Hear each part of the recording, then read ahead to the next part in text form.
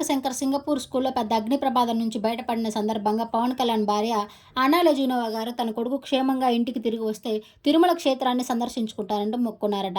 ఈ నేపథ్యంలో నిన్న తిరుమల చేరుకున్న పవన్ కళ్యాణ్ భార్య అన్నా లెజీనోవా గారు నిన్న సాయంత్రం శ్రీవారికి తలనీలాలు అర్పించి ఈ రోజు మార్నింగ్ తెల్లవారుజామున 4 గంటల సేవలో పాల్గొన్న పవన్ కళ్యాణ్ భార్య అన్నా లెజీనోవా గారు శ్రీవారి సుప్రభాత సేవానంతరం తిరుమల శ్రీవారి అఖిలాండం వద్ద ఆమె భక్తితో కొబ్బరికాయ కొట్టి దేవుడికి హారతిచ్చి తన మొక్కును తీర్చుకున్నారు. అయితే పవన్ కళ్యాణ్ భార్య అన్నా లెజీనోవా గారు తన చిన్న కొడుకు మార్కశంకర్ పేరు మీద ఈరోజు తిరుమల వెంగమాంబ అన్నప్రసాదంలో 17 లక్షల విరాళాన్ని అందించారు. పవన్ కళ్యాణ్ భార్య అన్నా లెజీనోవా గారు శ్రీవారి వెంగమాంబ అన్నప్రసాద క్షేత్రంలో సామాన్య భక్తులకి తన చేత్తో తానే స్వయంగా వడ్డించి తదనంతరం సామాన్య భక్తులతో కలిసి ఆమె శ్రీవారి అన్నప్రసాదాన్ని స్వీకరించారు.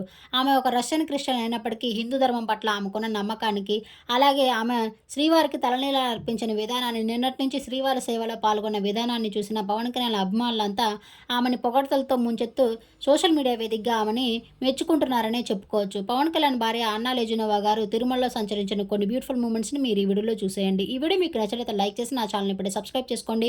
పవన్ కళ్యాణ్ భార్య అన్నా లెజీనోవాపై మీ అభిప్రాయాన్ని కామెంట్ రూపంలో తెలియజేయండి. Thank you for watching.